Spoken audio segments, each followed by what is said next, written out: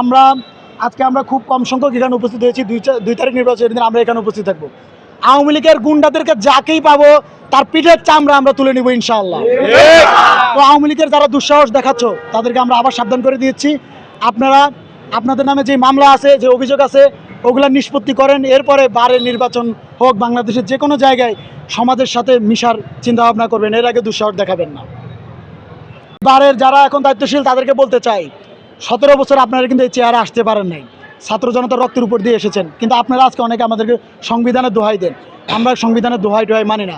এই বাংলাদেশের মানুষ সংবিধান 71-এর মুজিবী সংবিধান রক্ষা করার জন্য কিন্তু জীবন দেয়নি। কোনো সংবিধান আইন কারণ না দেখিয়ে ফ্যাসিস্ট মুক্ত করেন কারা বারে নির্বাচনে আসবে এটা আমাদের মাথা ব্যথা না। শুধুমাত্র আওয়ামী লীগ এর কোনো গুন্ডা, আওয়ামী লীগের 17 বছর যারা আওয়ামী লীগের ছায়াতলে ছিল, যারা আওয়ামী লীগের খুনের বৈধতা উৎপাদন করেছে, তাদেরকে আমরা এখানে সহ্য করব না। দেশনায়ক তারেক রহমান 17 বছর তিনি দেশে থাকতে পারেননি। আমাদের বর্তমান স্বরাষ্ট্রমন্ত্রী সালাউদ্দিন আহমেদ 17 বছর শিলংয়ে বসে ওনার যে দুর্ভোগ ও সহ্য করেছে।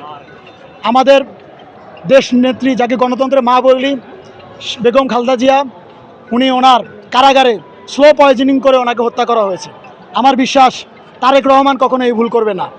এর আগে আমাদের প্রিয় মেজর জেনারেল জিয়াউর রহমান, স্বাধীনতার ঘোষক, তিনি কিন্তু খুনি লীগকে একবার বাংলাদেশের রাজনীতি করার সুযোগ দেওয়ার পরেই শেখ হাসিনা বাংলাদেশে ঢোকার 14 দিনের মাথায় ওনাকে পরিকল্পিতভাবে হত্যা করা হয়েছে।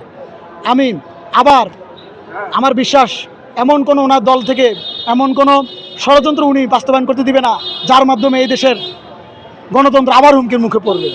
যারা এই দেশকে নিয়ে ষড়যন্ত্র করছে তাদেরকে আমার বিশ্বাস সুযোগ দিবে না, গণভোটের রায়কে তারা মেনে নেবে, আমার বিশ্বাস।